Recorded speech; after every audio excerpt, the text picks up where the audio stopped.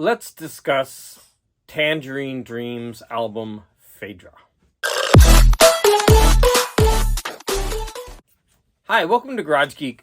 So I am not going to discuss this album the way I would traditionally do. This is a contest entry for Larry, the Canadian Studmuffin.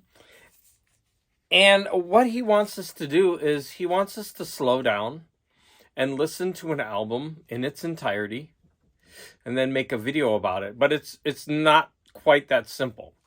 So it should be an album that you heard, and the first time you heard it, you didn't really like it, and you put it aside, and then you came back to it years later, and then you really, really liked it. So what immediately came to my mind is this album by Tangerine Dream.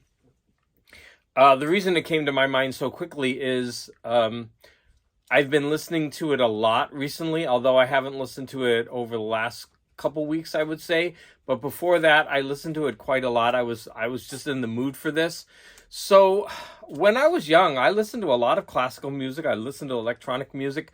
But for some reason, this album did not click for me. I don't think I gave it the chance that it deserved.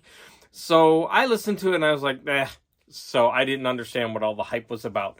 I found out about it through people's top 10 lists, like, you would see in Rolling Stone magazine or what have you. And so I put it aside, and then people started discussing it again. I don't know where, I guess on YouTube. And I decided to pull out the album and give it a try. And I was listening to it as I was reading or doing whatever, and I noticed that it was seeping into me and that I was starting to really enjoy the textures and the melodies of this album. So this album is kind of like electronic ambient. You're going to hear like some kind of sci-fi sounds, kind of like dreamscapes. It's got one sidelong track, and then the side 2 has 3 tracks. Okay, so let's go ahead. There's the album. And of course, it's got some kind of like ambient art. I don't even know what that is. And then you've got art. The art kind of reminds me of, I think it's Pink Floyd Metal. Like this kind of thing. Now, the only thing that I can make out is this very bottom picture. This, to me, looks like the landmass of the United States. Although I don't see Florida down here. And then you have this little picture of a child's face popping out with like a look of wonder.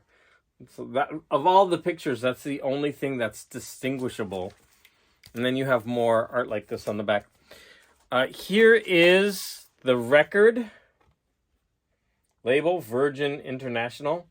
These older albums, they can be a little bit scratched up, and they still sound perfect.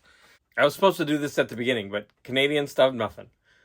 I listened to this album in its entirety. Now, I wanted to jump in and make this video because I had been listening to this album, but part of the requirements was, nope, you need to stop, you need to listen. He asks even that you might even put on earphones. He wants you to listen to this with fresh ears. I did. I even, instead of streaming it, I pulled out my vinyl. I put on the vinyl.